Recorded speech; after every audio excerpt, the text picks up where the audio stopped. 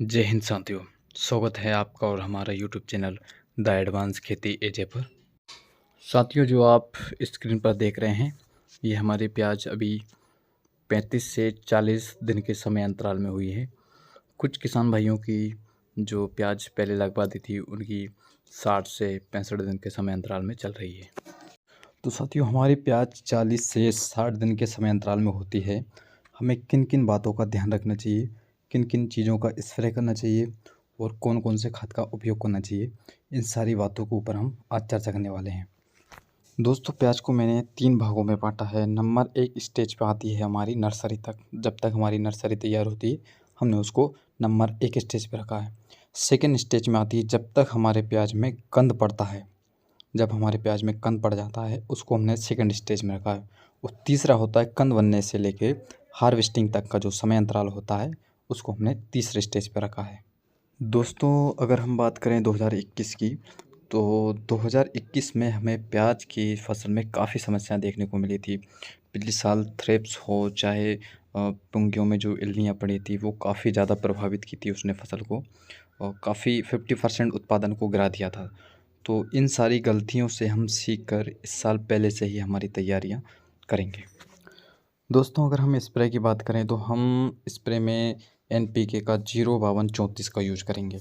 05234 जो है इसमें मोनो पोटेशियम फास्फेट होता है। ये 100% ही जल में घुलनशील होता है और इसका स्प्रे ही सबसे प्रमुख माना जाता है।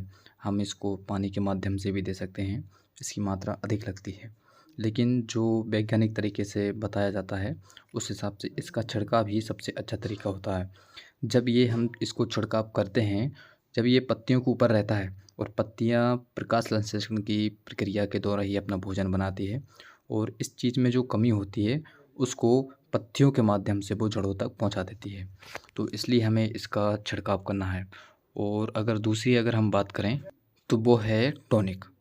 हमें किसी भी कंपनी का कोई सा भी अच्छा वाला टॉनिक लेना है और उस टॉनिक का भी इसी के साथ हमें प्रयोग करना है, जिससे कि हमारी फसल जो मजबूती और इसके साथ साथ स्वस्थता को भी प्राप्त कर सके।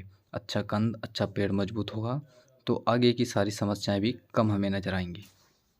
और दूसरी बात ये है कि हमें प्रतिदिन हमारी फसल का निरीक्षण करना है, ताकि जिससे कि आने वाली समस्या जो हमें दिखे उसका समय रहते हुए हम उसका रोकथाम कर सकें।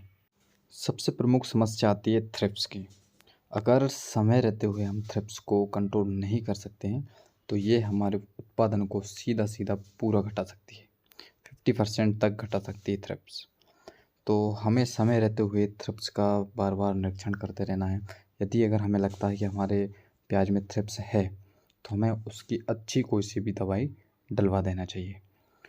और एक बात यह है कि कुछ किसान भाई कंफ्यूज रहते हैं कि हमें प्याज में नाइट्रोजन यानी कि यूरिया की मात्रा देना चाहिए या नहीं देना चाहिए। इसके बारे में मैं सभी किसान भाइयों को बता देना चाहता हूँ जो मैंने अनुभव किया है कि हम इसमें नाइट्रोजन की मात्रा दे सकते हैं, लेकिन इसका भी एक समय अंतराल होता है।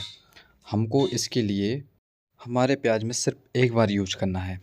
हम इसको या तो जब हम खेत की तैयारी करते हैं तब डाल सकते हैं। अगर हम एकड़ से बात करें तो हमें 25 से 30 किलो प्रति एकड़ के हिसाब से नाइट्रोजन यूरिया की मात्रा रखना है। अगर हमने खेत की तैयारी करते वक्त नहीं डाला है तो हम इसको आगे भी डाल सकते हैं, कोई समस्या नहीं है। जब हम प्याज की रोपाई करवा देते हैं, इससे जब तक हमारी प्याज 70, 60, 50 दिन की होती है तब हम इसमें एक बार यूज कर सकते हैं। इससे प्याज में कोई समस्या नहीं रहेगी, बल्कि इसकी अपेक्षा ये है कि प्याज में चमक रहेगी और पौधा भी अपना बढ़िया ग्रोथ कर सकता है। हम आगे आने वाली वीडियो में चर्चा करेंगे कि अब हमें कौन से खादों का प्रयोग करना है, पानी कितने समय अंतराल में देना है और कौन कौन से स्प्रे का यूज करना है, और थ्रिप्स के लिए हमें कौन सी दवाइयों का उपयोग करना चाहिए। इस सभी विषयों के ऊपर हम चर्चा करने वाले हैं आने वाली वीडियो में। और किसान साथियों, अगर अभी तक आपने हमारे चैनल को सब्सक्राइब नहीं किया है तो कृपया करके चैनल को सब्सक्राइब करें और किसान भाइयों के पास शेयर करें, उनको भी जानकारी प्राप्त हो। और लाइक कमेंट ज़रूर करें। धन्यवाद।